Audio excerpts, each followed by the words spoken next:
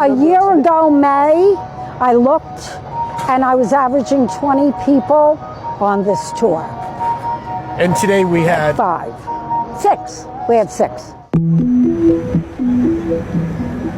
Canadian tourism to the U.S. is crashing. The stats are brutal. Happening between Canada and the U.S., and it's showing up in the tourism numbers. For the 7th month in a row, Canadians are pulling back from the United States in numbers we haven't seen in years.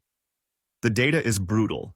Car trips across the border have plunged by nearly 40%, and air travel is down by more than a quarter compared to this time last year. The travel industry is bracing for what is shaping up to be a really tough year. They're expecting to lose some $12.5 billion, that's with the B, billion dollars in revenue this year. What's the reason why? Well, international travelers are avoiding the United States. And nowhere is that more apparent than right here in New York City, where they're expecting a 17% drop in international travelers this year. Right now, the United States in some ways is a tough sell.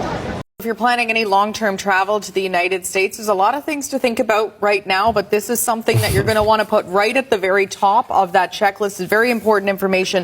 If you're going for 30 days or longer, you must register with the U.S. government. This new rule applies to Canadian citizens and permanent residents 14 years of age and older. If you enter by air, this is important, most likely you were automatically registered.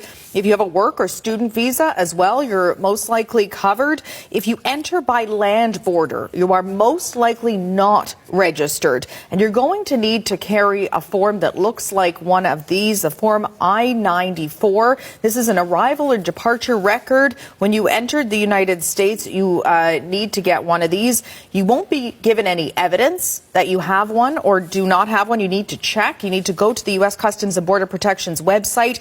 If no I-94 appears, then you do need to register online. Now, you don't need to give any fingerprints. Specifically, that is for Canadians only. A fingerprint requirement has been waived for Canadians.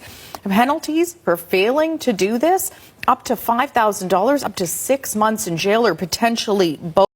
The government of Canada just updated their US travel advisory with a serious warning. On Friday, the government added a serious warning about entry and exit requirements for Canadians traveling to the US, stressing that US border agents have significant discretion on if you meet those requirements, and said Canadians should expect scrutiny at ports of entry. The advisory says to comply in all interactions with border authorities, and if you are denied entry, you could be detained while awaiting deportation.